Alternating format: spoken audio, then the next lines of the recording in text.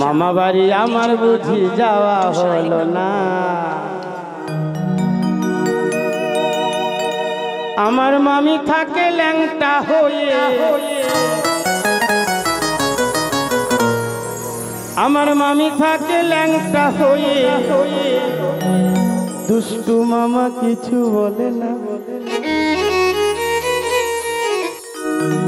দুষ্টু মামা কিছু বলে না, বলে না। মামা বাড়ি আমার বুঝি যাওয়া হলো না।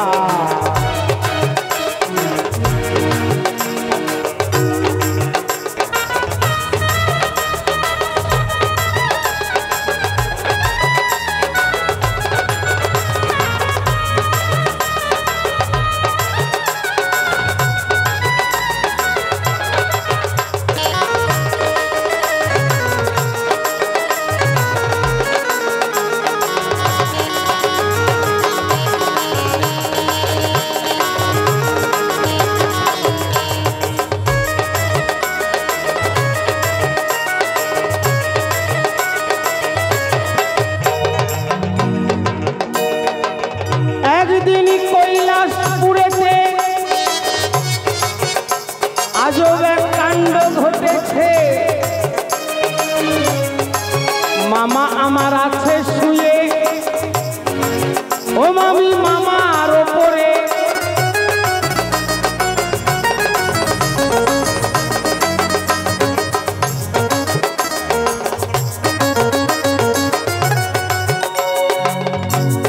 একদিন কৈলাসপুরেতে আজব এক কাণ্ড ঘটেছে। মামা আমার আছে শুয়ে, ও মামি মামার ওপরে।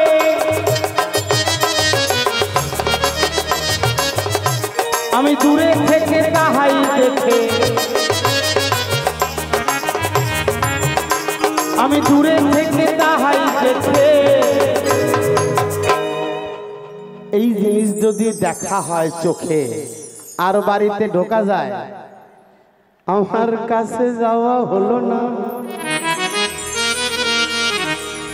আমার কাছে যাওয়া হলো না। মামা বাড়ি আমার বুঝি যাওয়া হলো না।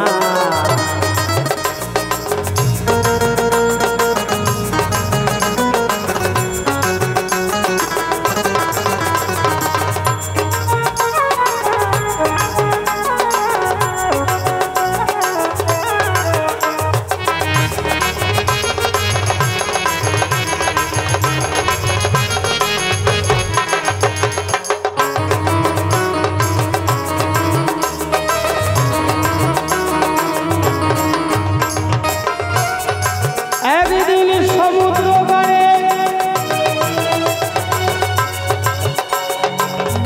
মর্মান্তিক কাণ্ড ঘটে রে। বলবো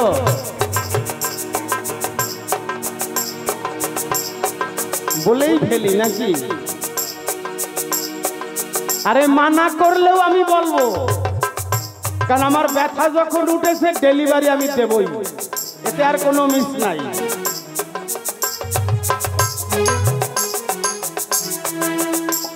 একদিন সমুদ্র গাড়ে মর্মান্তিক কাণ্ড ঘটে রে। মামির দুধ খাচ্ছে মামা, ও মামির কোলেতে বসে।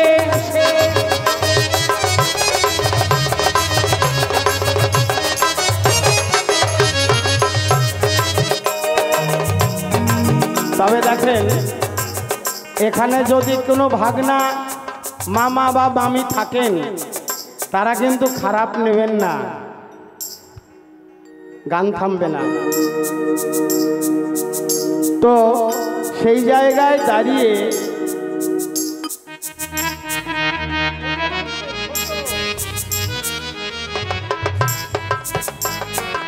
এমতো অবস্থায় বাউলের গান, তো বাউল বলে একরকম, হয় আর এক রকম, হওয়ার পরে দেখা যায় আর এক রকম।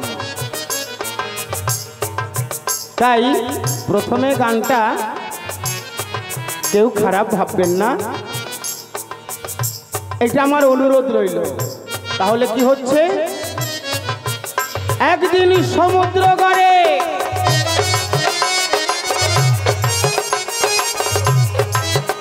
মর্মান্তিক কাণ্ড ঘটে রে।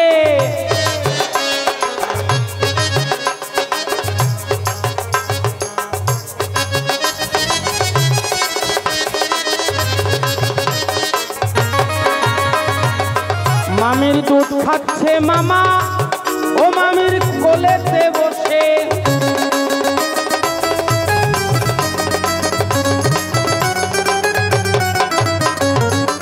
ওই আমার মামি ডেকে বলল ভাগ্নে, আমার মামি ডেকে বলল ভাগ্নে, এ কথা বাউলের আসরেতে বলো না, এ কথা বাউলের আসরে বলো না, বলো না। মামা বাড়ি আমার বুঝি যাওয়া হলো না।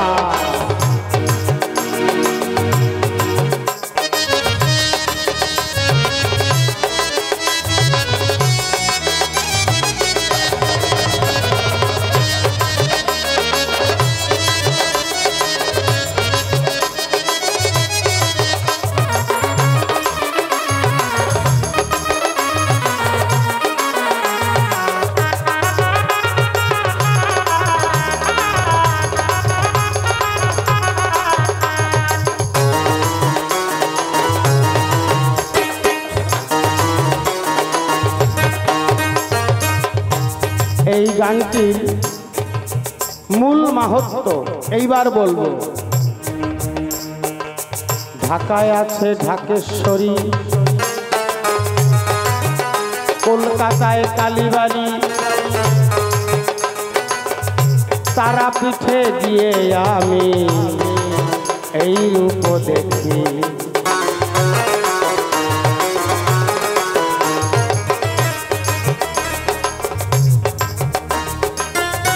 তারাপীঠে যে ব্রহ্মশিলা,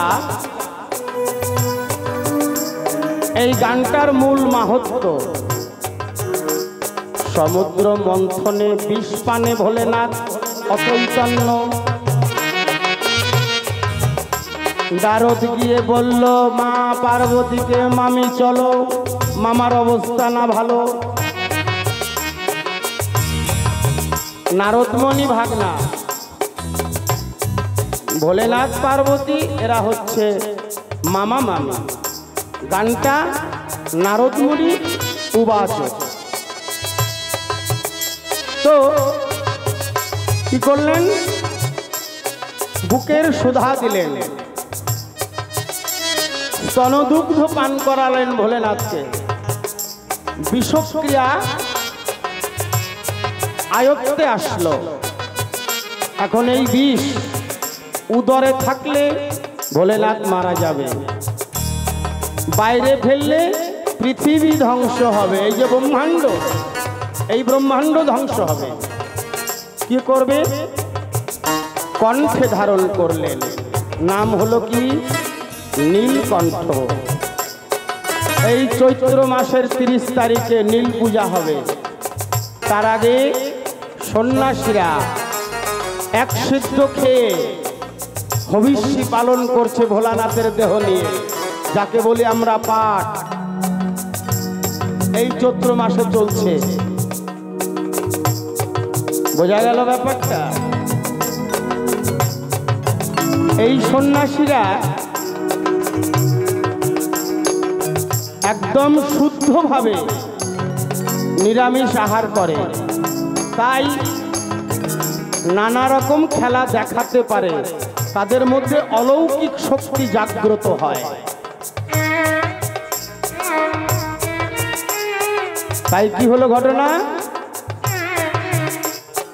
ঢাকায় আসে ঢাকেশ্বরী, কলকাতায় কালীবাড়ি, তারাপীঠে গিয়ে আমি ওই রূপ দেখি।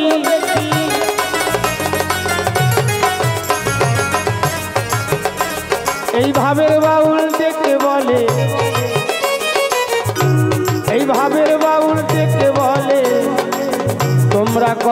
মামা মামির সাধনা, তোমরা করো মামা মামির সাধনা সাধনা। মামা বাড়ি আমার বুঝি যাওয়া হলো না। আমার মামি থাকে ল্যাংটা হয়ে, আমার মামি থাকে ল্যাংটা হয়ে, দুষ্টু মামা কিছু বলে না, ও দুষ্টু মামা কিছু বলে না, বলে না। আপনারা ভাবেন আপনি ঘরে শোয়া, আপনার ঘরের লোক বাইরে কোনো একটা কাজে যাবে, এখন জামা কাপড় ছাড়বে, আপনারে কি বলবে, কি গো আমি একটু জামা কাপড় পাল্টাবো, তুমি বাইরে যাও, বলবে? বলবে না। কারণ স্বামীর সামনে স্ত্রী কখনো বলবে না যে আমার জামা কাপড় পরিবর্তন করতে হবে, তুমি এখন বাইরে যাও, বরঞ্চ বলবে আমার শাড়ির আঁচল ধরো, কুচি ধরো, আরো তুই একটা হুক লাগাইয়া দাও। তো মামি যদি অনন্তকালের জন্য প্রসব করছেন যিনি, তার কাপড় পরার সময় কোথায়? আদ্যা শক্তি মহামায়া এই ব্রহ্মাণ্ডে সৃষ্টি জগতের মূল আধার, তিনি অনন্তকাল ধরে প্রসব করছে, তার সন্তানকে জন্ম দিচ্ছে। কাপড় পরবে কখন? সময় আছে পরার? রাধে রাধে। এটা বাবা বাউল গাহান।